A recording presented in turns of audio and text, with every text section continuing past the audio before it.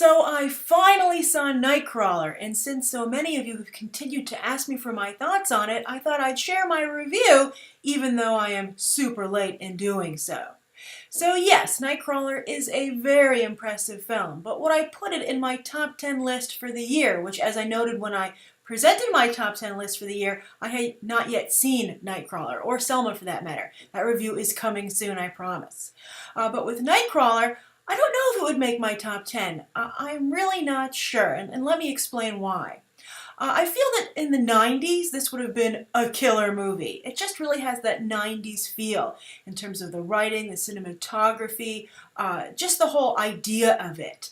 When a lot of movies, by the way, were made about Los Angeles at night. And this is very much an LA movie, an LA story, so to say, because the paparazzi in Los Angeles are a problem like they are nowhere else. They really have become something of an epidemic. And I think that this movie would have benefited both as entertainment and as a message movie and in its awards race if it had included at the beginning real footage from real-life night crawlers to show that this isn't an exaggeration, as I think some people who aren't familiar with the situation in Los Angeles might assume, might get that impression. Really, to show that footage would be to ground this story in reality. Now, beyond being a commentary on the current news cycle, which, by the way, really makes you think twice when you even go to websites like CNN, the New York Post, they're full of clickbait, which I think is the internet version of the footage Lou Bloom, Jake Gyllenhaal's character, goes out to build his business.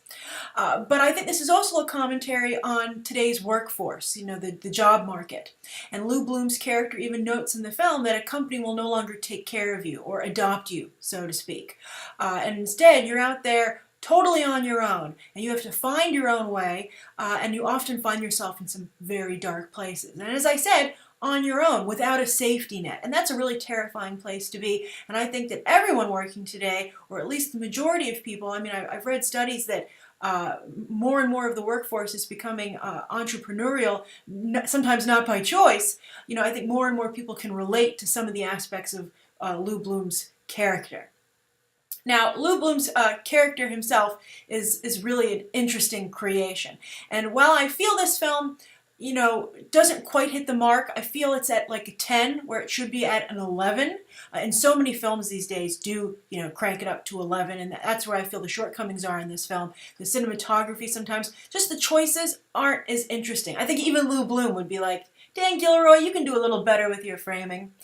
So I think that it doesn't push itself far enough. It doesn't, it's not aggressive enough as a film. For instance, take a look at Ron Howard's Rush. That's a filmmaker who's trying to reinvent his career, and he's become quite aggressive. Even his upcoming In the Heart of the Sea, where he reteams with Chris Hemsworth, you can just sense the hunger from the filmmaker behind the scenes, and I think that's really impressive.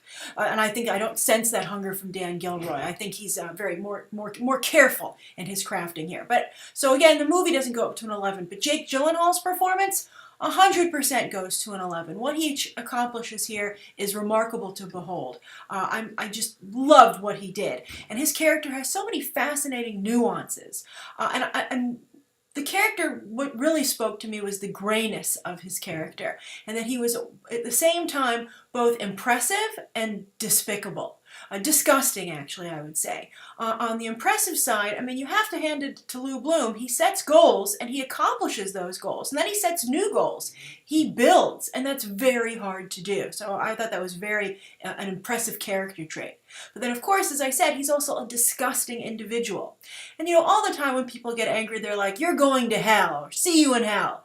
But for the first time, I think, ever, I witnessed people who I felt, just matter-of-factly, were damned. I was like, I'm pretty sure you're going to hell, like, seriously. And again, it wasn't from anger, it was just an acknowledgement that these were almost demons. That's how low these human beings had fallen or been pushed. And I think it's probably a mix of the two.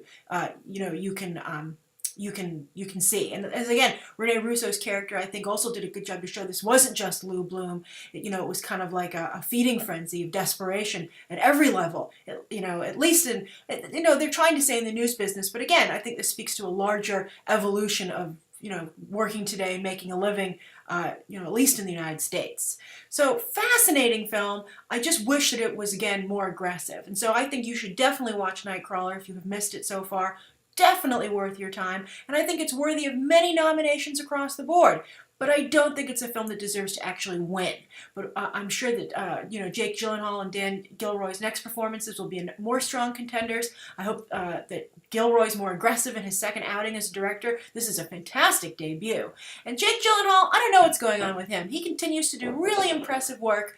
He's on a hot streak. Prisoners was amazing. He has a really impressive slate of movies on the horizon. But the mainstream audience just isn't interested in him. And that's something I think producers should take note of, that Jake Gyllenhaal could, and he's a producer on this film as well, but for some reason Jake Gyllenhaal is just someone that American audiences right now don't want to see. That could change. That could change. Emily Blunt seems to be slowly but surely turning things around, but right now Jake Gyllenhaal is just someone that people, again, don't want to pay to see. But maybe they'll pay a little less and Nightcrawler will be discovered on streaming and Redbox, etc. So that's my review of Nightcrawler. Thank you everyone for your patience. I'm sorry I was so late on this. Again, I was filming that special episode at the YouTube Space New York that had just opened, and Nightcrawler just slipped through the cracks. So I'm glad I got to see it, and make sure that you don't miss it as well. All right, thank you so much. Share your own thoughts about the film below, and you can check out some more episodes right now.